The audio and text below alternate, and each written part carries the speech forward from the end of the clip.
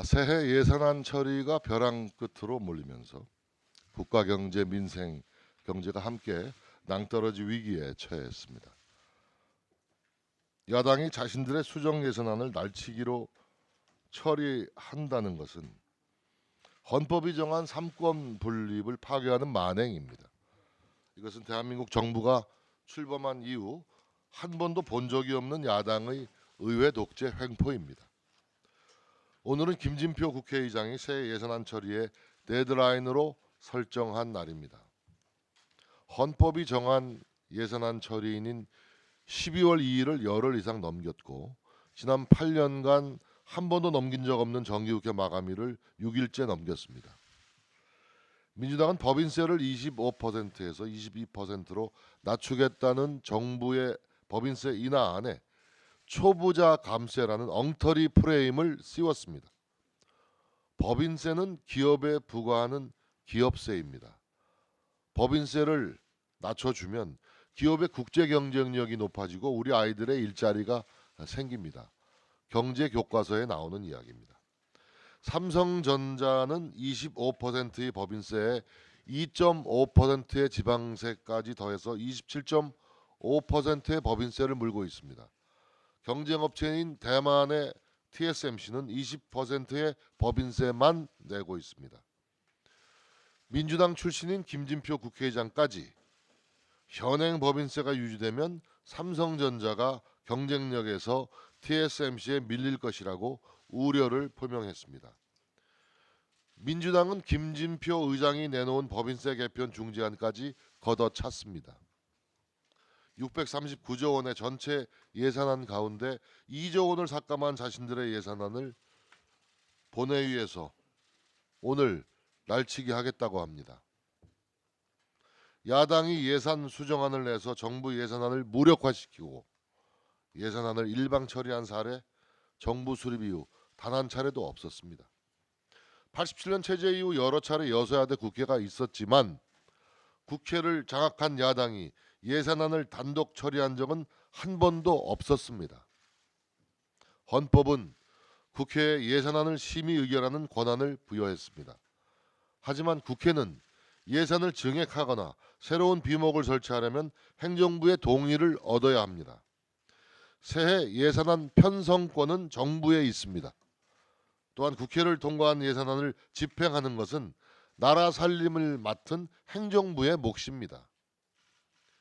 민주당이 이재명표 수정 예산안을 힘으로 날치기 통과시킨다면 이것은 삼권 분립을 규정한 헌법 위반이자 의회 권력 남용입니다.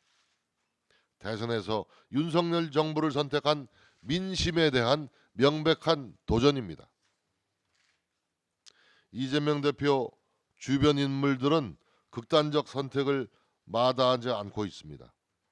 오늘 이재명 대표의 민주당이 또 극단적인 선택을 하지 않기를 바랍니다. 금도를 넘어선 민주당의 복주는 또다시 국민의 준엄한 심판을 받게 될 것임을 경고해 둡니다.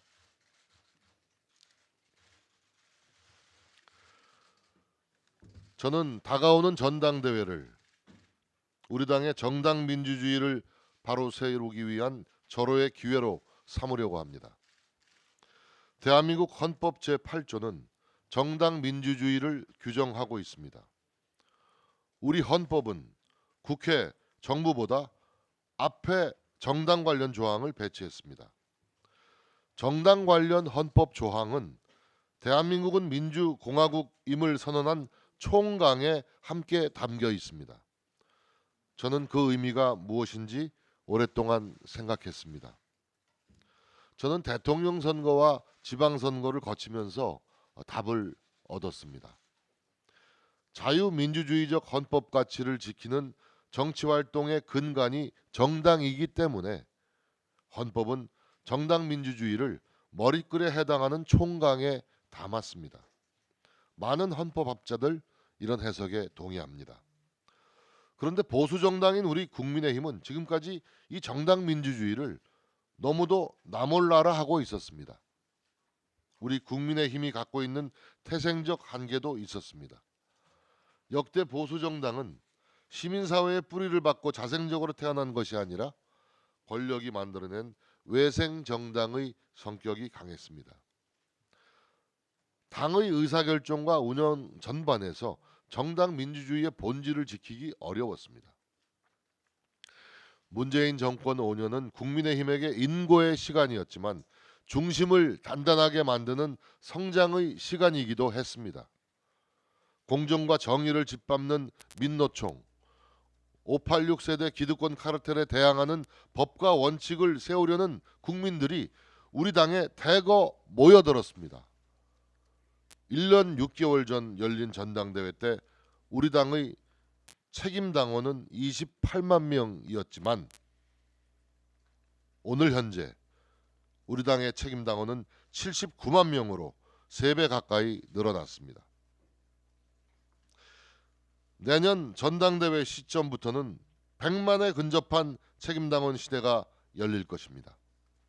윤석열 대통령과 우리 정부를 지지하는 국민들이 우리 당과 조금만 더 함께 한다면 100만 책임당원 시대를 곧 맞이하게 되는 것입니다. 100만 책임당원들이 우리 당의 뿌리가 되도록 해야 합니다.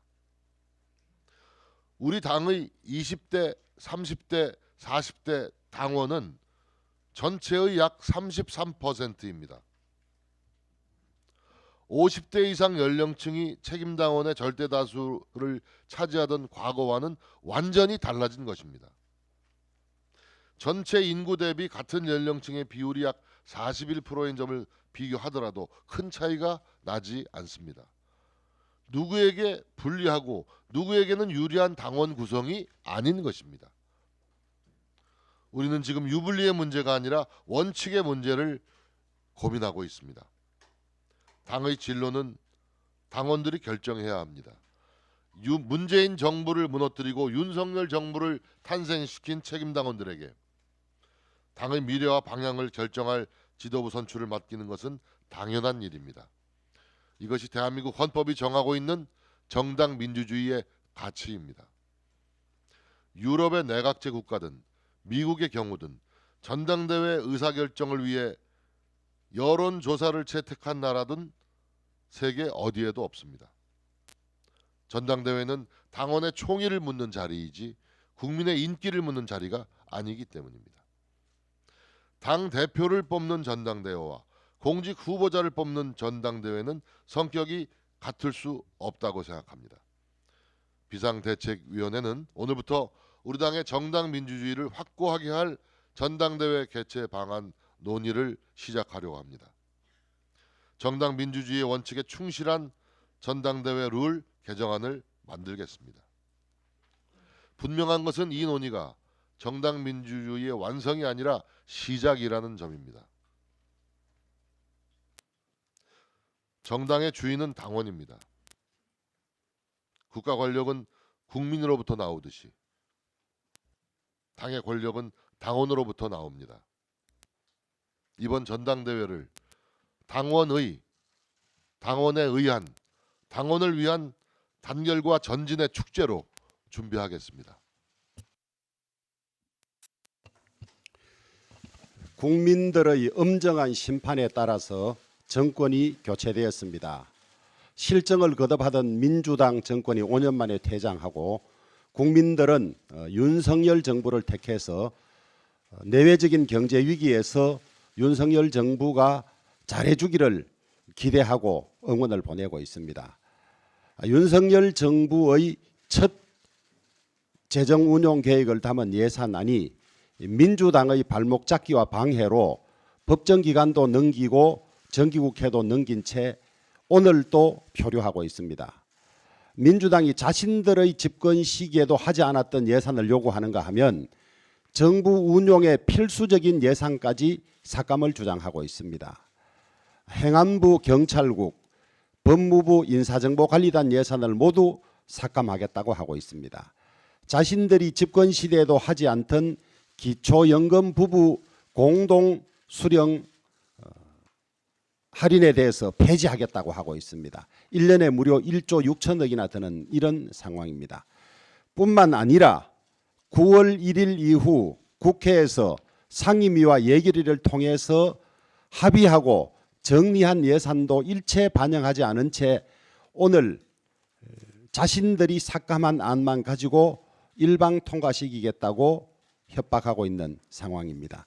대한민국 정부 수립 이후 74번이나 예산을 했지만은 한 번도 야당이 정부가 하고자 하는 핵심적인 상황을 삭감하고 일방적으로 통과시킨 예가 없습니다. 민주당 해도 너무합니다. 이것이 바로 대선 불복이고 정권 흔들기 아닙니까? 이제라도 태도를 변경해서 새 정부가 제발 경제 위기 속에서 제때 제대로 대응하고 위기를 극복할 수 있도록 도와주기 바랍니다. 만약에 민주당이 계속 예산 발목을 잡고 또 일방적으로 수정안을 통과시킨다면 그 책임은 전적으로 민주당이 부담해야 할 것이고 국민들이 두고 보지 않을 것입니다. 어제 신한울 1-2호기 원전이 무려 12년 만에 준공이 됐습니다. 2010년에 기공을 해서 2017년에 준공하도록 돼 있었습니다만은 문재인 정권의 터무니없는 탈원전 정책으로 5년이나 준공이 늦어졌습니다. 얼마나 많은 피해가 생겼습니까? 감가상각, 들어간 이자 비용 뿐만 아니라 세계적인 경쟁력을 가지고 있는 APR 1400의 생태계를 모두 깨놓았습니다. 생각할수록 분한 일이고 이해가 되지 않은 일입니다. 원전 APR 1400은 전 세계적인 경쟁력을 가지고 있고 우리의 큰 성장 동력이 될 수 있는데 어떤 의도를 가지고 어떤 목적으로 이렇게 지어지는 원전을 늦추고 전기를 생산하지 못하게 하고 원전을 짓던 인원들을 모두 허쳤는지 도무지 이해가 되지 않습니다. 대한민국 국익 자해행위가 바로 이런 것 아니겠습니까? 다행히 5년이나 늦었지만은 어제부터 발전을 시작하고 다시 원전 생태계가 복원되게 된 것은 참으로 다행이라고 생각합니다. 연말이 되면서 52시간에 8시간 유연 근무를 할 수 있는 제도가 일몰이 되게 돼 있습니다. 30인 미만의 이 노동자를 가진 업체는 1년 6월간 올 연말까지 52시간에 당사자가 합의하면 8시간을 더 할 수 있도록 했는데 민주당이 이 일몰법에 대해서 연장을 해주지를 않고 환노위에 상정조차 하지 않고 있습니다. 중소기업 현재 우리나라 상반기에 부족한 근로자가 부족 인원이 무려 59만 8천 명이나 됩니다. 8시간 추가 연장 근로는 30인 미만의 업체 중에서 무려 91%가 활용을 하고 있습니다. 그리고 일몰 시에는 75.5%의 기업이 아무런 대책이 없다고 이야기를 하고 있고 66%의 기업이 일감은 있지만은 일할 사람을 못 구해서 회사를 돌릴 수가 없다.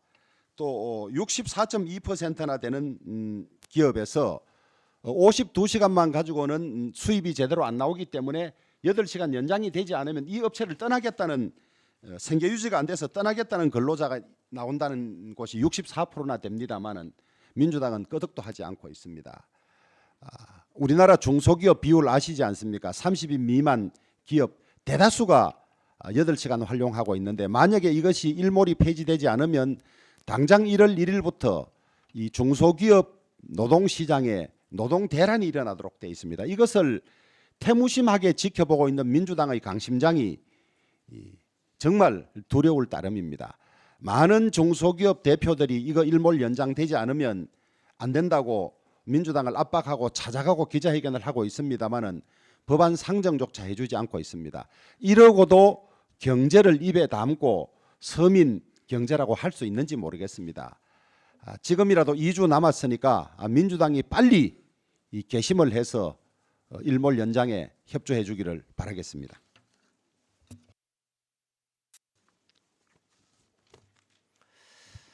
감사원은 지난 9월부터 문재인 정권의 통계 조작 의혹에 대해 감사 중인데 표본을 왜곡하고 숫자를 임의로 기입하는 방법으로 집값 증가세를 낮춰잡은 정황이 포착됐다고 합니다.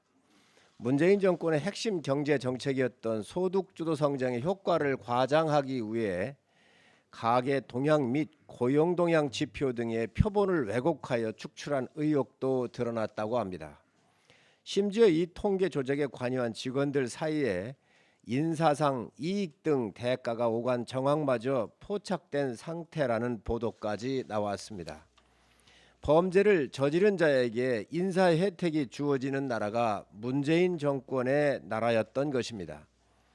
사실 별로 놀랍지도 않은 일입니다. 민주당은 원래 조작의 명수로 유명한 정당 아닙니까? 과거 김대혁 병풍 조작 사건, 드루킹 선거 조작 사건, 채널A 권한 유착 사건까지 민주당은 조작 없이는 아예 존재 자체가 불가능한 정당이었습니다. 민주주의를 지탱하는 언론도 조작하는데 권력 유지를 위한 통계 조작은 놀라운 일이 아닙니다. 그야말로 민주당이 민주당했다라고 표현할 수 있습니다. 통계는 국민의 자산입니다. 통계가 정확해야 국가 정책이 바로 서고 서민의 민생 문제도 해결을 할 수가 있습니다. 문재인 정부를 믿고 문재인 정부가 발표한 통계를 믿고 따라준 국민은 어찌할 것입니까? 지난 2018년 8월 취임한 지 불과 13개월밖에 되지 않았던 당시 통계청장을 전격 교체했던 배경도 이번 통계 조작과 무관하지 않을 것입니다. 통계 조작에 순순히 따르지 않았던 통계청장을 갈아치워버리고 말 잘 듣는 통계청장을 새로 임명했던 이유가 밝혀지고 있습니다. 정부는 통계 조작이 어떻게 이루어졌으며 누가 지시했고 어떻게 수행했는지 철저히 조사해서 밝혀주시기 바랍니다. 이재명 대표가 한가하게 막걸리 마시며 지방으로 방탄 투어를 돌면서 민주주의가 질식해가고 우리 사회에 공포감이 젖어들고 있다며 몇 달 사이에 유신 전으로 후퇴한 것 같다고 말을 했습니다. 부정부패로 민주주의가 질식해가고 우리 사회에 죽음의 공포가 젖어들고 있다는 것이 정확한 말일 것입니다. 방탄 투어 와중에 이재명 대표 주변 사람들이 계속해서 끔찍한 일들을 당하고 있습니다. 어제는 김만배 씨가 극단적인 선택을 시도를 했습니다. 이미 4명의 사람이 세상을 떠났고 어제는 김만배 씨 같은 이재명 대표의 핵심 관계자가 끔찍한 일을 시도한 것입니다. 왜 이재명 대표 주변에 있는 사람들만 계속해서 이런 일이 벌어지는 것입니까? 끔찍한 일을 막을 사람은 이재명 대표뿐입니다. 헌정사의 대권 후보와 야당 대표를 지낸 분 주변에서 이런 일이 있었던 적이 있습니까? 사람이 먼저라고 떠들던 정당 아닙니까? 더 이상 끔찍한 일을 막을 수 있는 사람은 이재명 대표뿐입니다. 이제 그만 자리에서 내려오십시오. 그래야 사람이 먼저인 것이고 그래야 사람을 살릴 수 있습니다. 이재명 대표만이 할 수 있는 일입니다. 어제 민주당 최고위 회의에서 이재명 대표가 정부가 문재인 케어 폐지를 사실상 공식화했다며 국민의 삶을 조금이라도 나아지게 하고 우리 사회를 전진시킬 수 있다면 상대 정책이라도 빌려 써야 한다. 좋은 정책에는 정치적 색깔이 있을 수 없다고 얘기를 했습니다. 참 좋은 말씀입니다. 좋은 정책에는 정치적 색깔이 있을 수도 없고 상대 정책이라도 빌려 써야 한다는 말씀에 전적으로 동의합니다. 하지만 국민에게 해가 되는 정책, 국가를 붕괴시킨 나쁜 정책은 폐기를 시켜야 합니다. 지난 5년간 문재인 정권은 문케어에 20조 원 넘게 쏟아부었지만 많은 부작용이 있었습니다. MRI 검사를 남발하여 MRI 검사비가 3년 만에 10배 증가를 했습니다. 반면 외과, 소아과, 분만 등 필수적인 의료는 취약해졌고 지역의료 불균형도 심화가 됐습니다. 연평균 건강보험료 인상률이 박근혜 정부에서는 1.1%였는데 문재인 정부에서는 5년간 2.7%로 2배 이상이었습니다. 국민들의 호주머니를 턴 실패한 정책입니다. 2028년엔 건보 적립금 고갈이 예측이 됩니다. 보도에 따르면 문케어가 계속될 경우 2060년이면 건보 적자가 무려 388조 1천억 원에 달할 것이라고 합니다. 문재인 정부는 문재인 계를 실행할 시에 사전에 재정 추계는 제대로 한 것인지 묻고 싶습니다.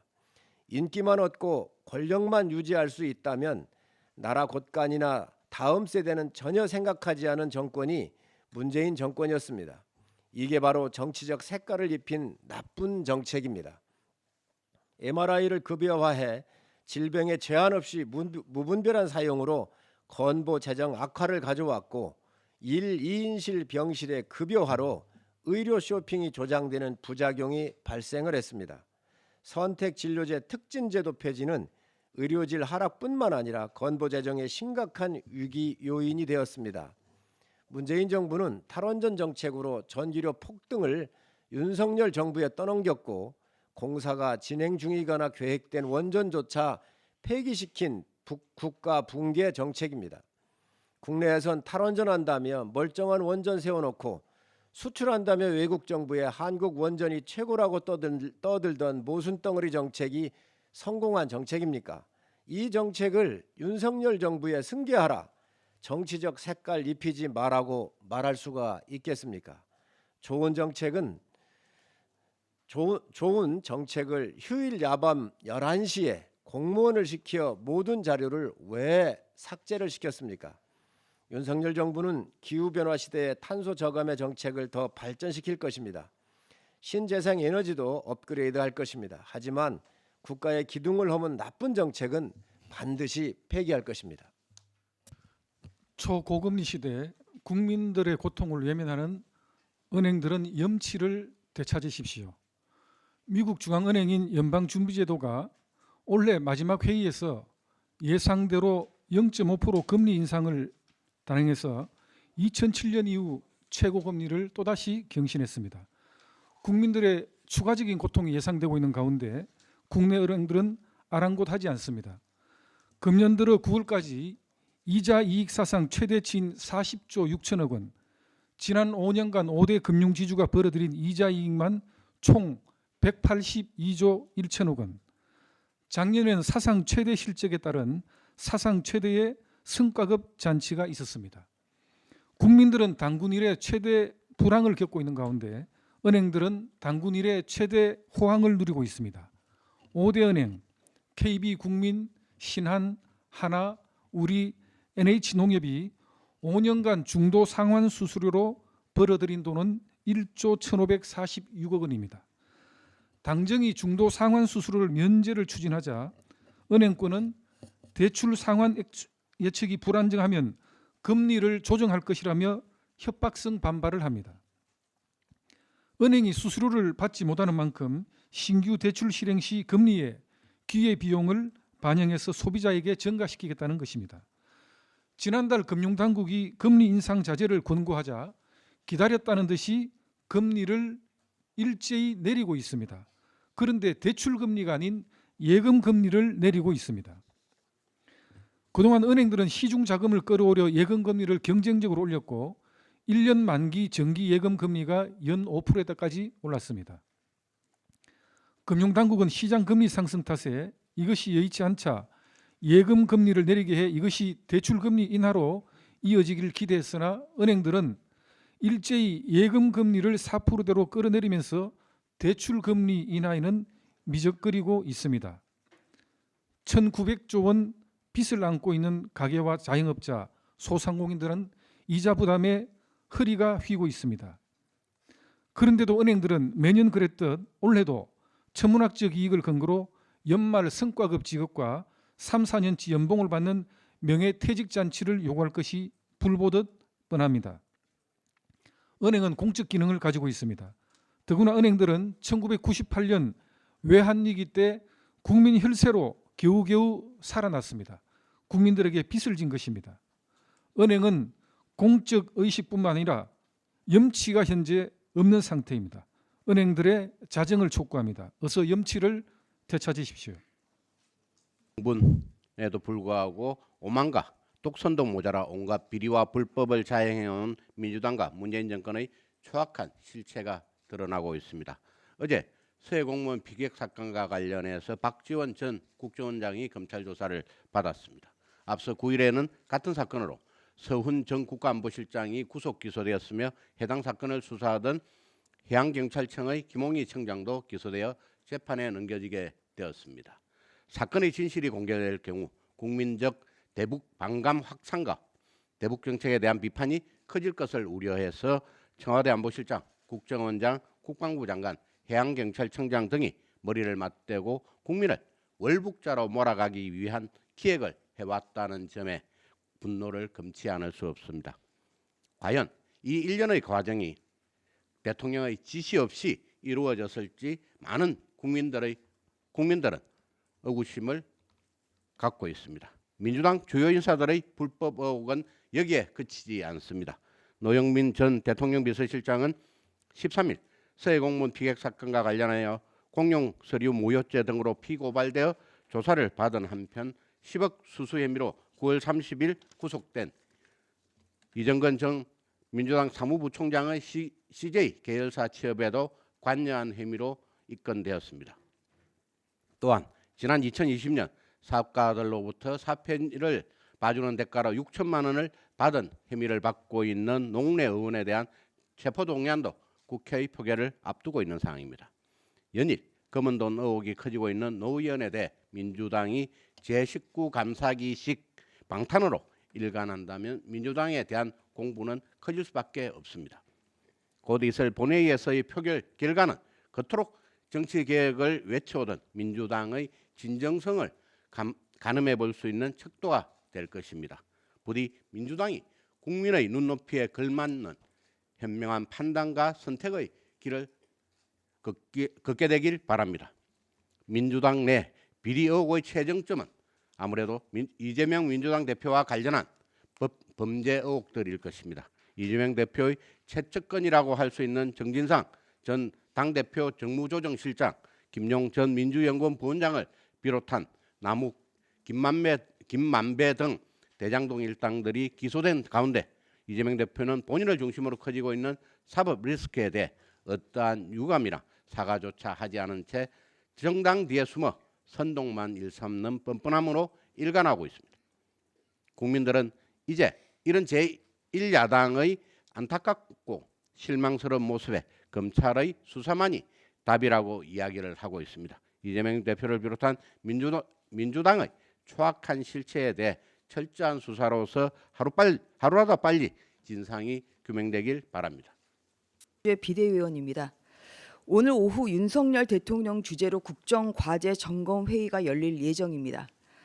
경제와 민생, 지방시대의 비전과 전략, 그리고 연금, 노동, 교육의 3대 개혁 과제를 주제로 열리는 이번 회의는 100분 동안 국민과의 대화 형식으로 진행됩니다.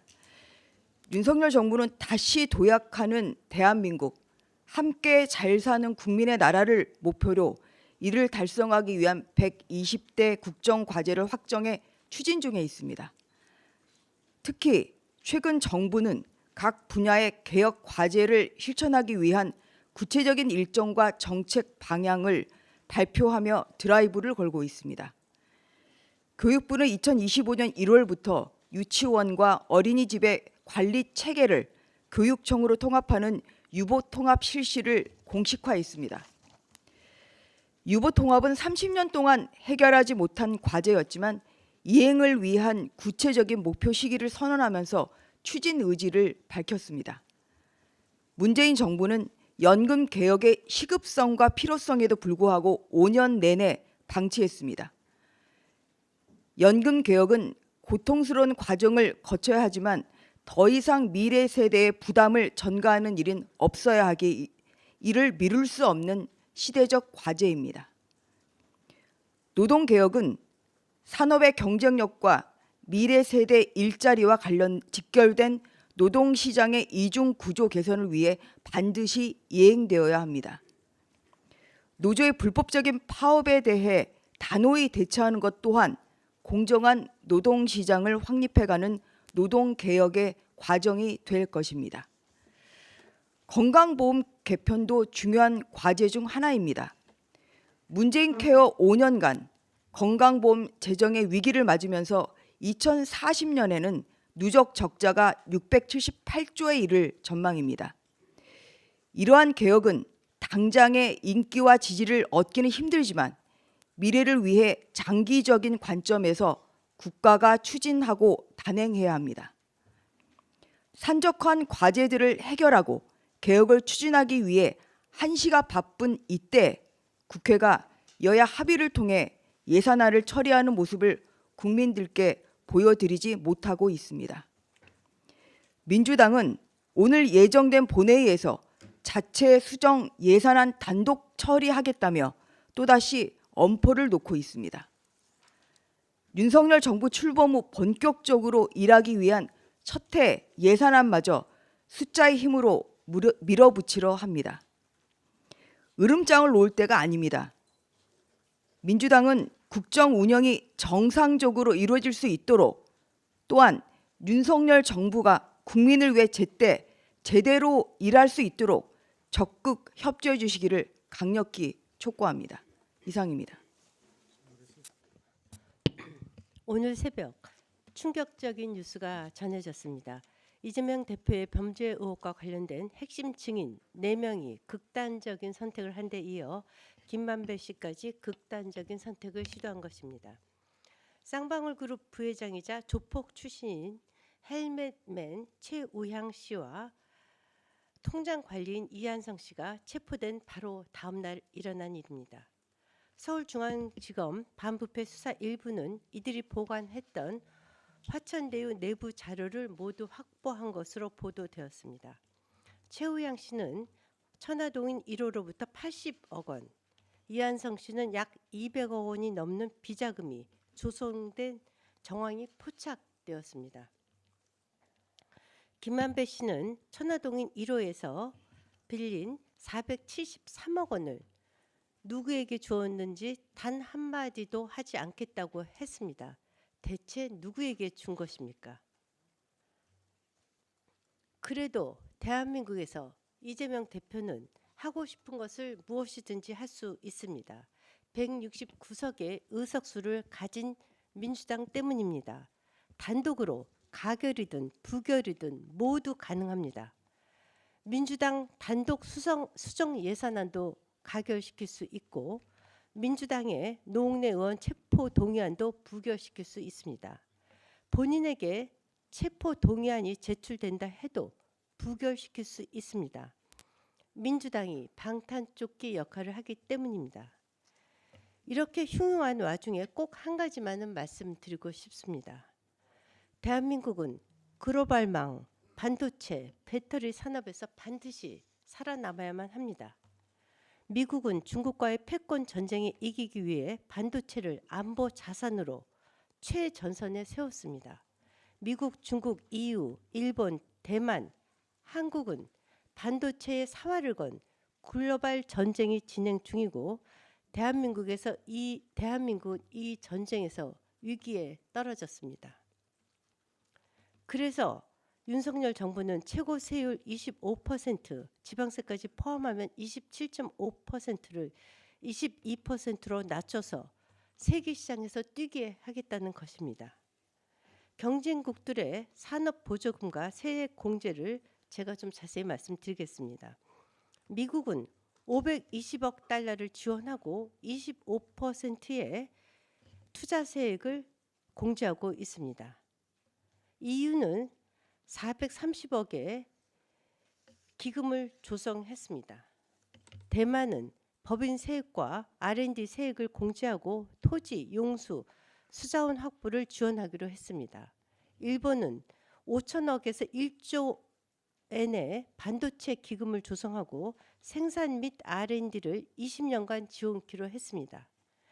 중국은 중국 위안 1조 위안 이상의 반도체 분야를 지원하기로 했습니다.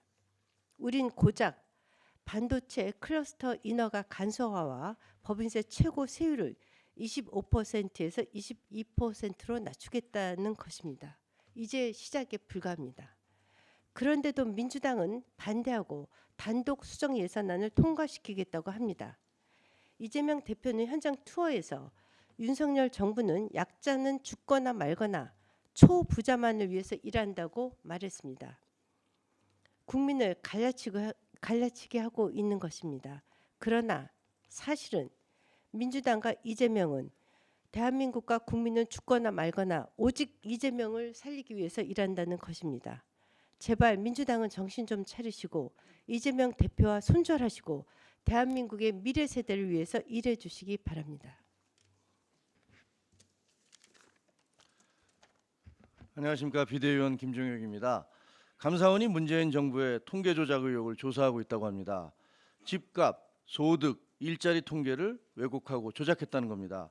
문재인 정부 때 상식적으로는 납득이 안 가는 통계 발표가 적지 않았는데 그 이유가 드러나고 있는 셈입니다. 대표적인 건 집값입니다. 2020년 7월 민주당이 임대차 3법이라는 희대의 악법을 통과시킨 뒤 집값이 폭등하기 시작했고 원망과 아우성이 곳곳에서 터져나왔습니다. 그러자 김현미 국토부 장관은 정부 통계를 앞세워 집값은 11%가 올랐을 뿐이라고 주장했습니다. 민간 연구소들은 50% 이상 상승했다고 발표하고 실수요자들이 현장에서 그걸 체험하고 있는데도 엉뚱한 통계를 들이댄 겁니다. 감사원은 당시 국토부가 산하기관에 통계 조작을 지시했던 정황을 확인했다고 합니다. 석연치 않은 일은 한두 가지가 아니었습니다. 문재인 정부의 소득주도 성장 정책 시행 1년 뒤인 2018년 8월 통계청은 소득 최하위 20%의 명목소득이 전에 같은 기간보다 7.6%가 줄었고 최상위 20%는 오히려 소득이 10.3%가 늘었다는 충격적인 발표를 했습니다. 소득주도 성장 정책이 엉터리라는 사실이 통계로 확인된 겁니다.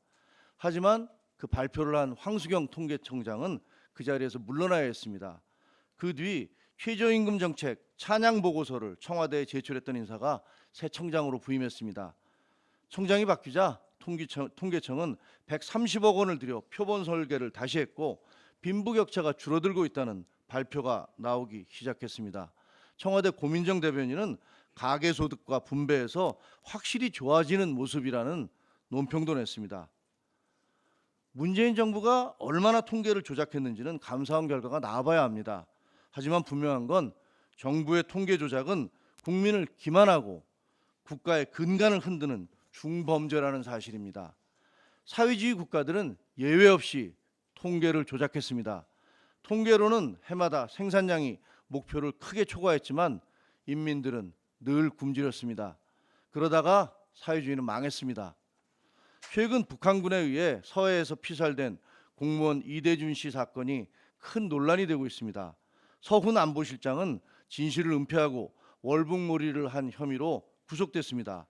박지원 전 국정원장도 검찰의 소환 조사를 받았습니다. 언론 보도에 따르면 당시 청와대 비서관들조차 실장이 제정신이냐, 이게 덮을 일이냐, 국민들이 알면 뒷감당을 어떻게 하려고 하느냐라면서 반발했다고 합니다. 진실은 결국 드러나기 마련입니다. 문재인 정부는 사람이 먼저라면서 기회는 평등하고 과정은 공정하고 결과는 정의로운 세상을 만들겠다고 외쳤습니다. 그런 입에 발린 구호를 앞세우면서 집권한 문재인 정부가 실제로는 어떤 일들을 벌여왔던 것인지 국민들은 알고 싶습니다. 이상입니다. 네, 김병민 비상대책위원입니다. 서해에서 피살된 우리 공무원을 월북으로 몰아갔던 지난날의 진실을 밝히기 위한 판도라 상자가 조금씩 열리고 있습니다. 서훈 전 실장의 구속 이후 서해 피격 관련 첩보 일체를 삭제 지시한 혐의를 받고 있던 박지원 전 국정원장이 어제 검찰에 출석해서 강도 높은 조사를 받았는데 조사 뒤에 박 전 원장은 너무도 뻔뻔하게 그간 해온 본인의 주장을 손바닥 뒤집듯이 바꿨습니다. 국정원 문서 삭제가 가능하다는 새로운 사실을 알게 되었다. 박 전 원장이 지난날 국정원 문건이 삭제되더라도 서버에 남아있기 때문에 문제가 없다던 본인의 말이 얼마나 새빨간 거짓말이었는지를 셀프 입증한 자기 고백을 검찰 조사 이후에 내놓은 셈입니다. 검찰이 확보한 객관적 물증 앞에는 이 정치 구단도 더 이상 궤변으로 상황을 모면하는 게 어렵다고 판단했기 때문 아니겠습니까? 청와대나 대통령으로부터 삭제 지시를 받거나 삭제를 지시한 적 없다고 지금도 연일 주장하고 있지만 이미 양치기 소년으로 전락한 박 전 원장의 이야기를 어느 누가 고지 그대로 믿을 수 있겠습니까? 결과가 드러난 첩보 문건 삭제에 대해 지시를 받은 사람도 아무도 없었다고 하니 과거 월성원전 문건을 삭제한 산업부 공무원처럼 신내림이라도 받았다고 주장할 참인지 묻지 않을 수가 없습니다. 박 전 원장은 본인에 대한 수사망이 좁혀오자 국정원 개혁하러 갔지 삭제하러 가지 않았다 이렇게 강변하며 개혁된 국정원을 더 이상 정치장으로 끌어들이지 말라고 적반하장 성언했습니다. 문재인 정부가 자랑했던 국정원 개혁이라는 게 첩보 문건을 조직적으로 삭제하는 범죄 행위로 국정원 직원들을 내모는 일이었습니까? 정치 구단을 자처하는 뼛속까지 정치인 박지원 전 대표를 국정원장으로 임명할 때부터 이미 국정원은 정치의 장으로 깊게 빨려 들어갔음을 부인할 수 없을 겁니다. 그런데 돌이켜보면 지난 정부에서 단행된 개혁은 늘 이런 식이었습니다. 국정원 개혁, 검찰 개혁, 언론 개혁 모두 개혁의 탈을 쓰고 있지만 실제로는 진영의 이익 도모를 위한 가짜 개혁에 불과했던 것 아닙니까? 전 정권이 강조했던 검찰 개혁, 언론 개혁은 조국 전 장관 수사 이후 범죄를 밝히려던 검찰에겐 수사권 박탈을, 진실을 밝히려던 언론에게는 재갈을 물리려던 검은 목적이 우선 아니었냐는 지적에 대해 부인하기 어려울 겁니다. 많이 늦었지만 이제라도 진영의 이익을 위한 가짜 개혁이 아닌 국민 전체와 나라의 미래를 위해 꼭 필요한 개혁에 정부가 두 팔을 걷고 나서야 할 때가 됐습니다. 보건복지부가 얼마 전 개최한 청년 대상 국민연금 간담회에서 우리 청년들은 우리가 원하는 건 받을 수 있다는 믿음이라고 입을 모았습니다. 이제 정부가 모든 역량을 집중해서 미래 세대를 위한 우리 공동체에 꼭 필요한 개혁에 나서야 되지 않겠습니까? 민주당도 더 이상 거짓말로 범죄를 가리고 회피하기 위한 가짜 개혁 프레임에 스스로를 가두지 말고 국민 전체를 위한 진짜 개혁에 협력할 것을 당부드립니다.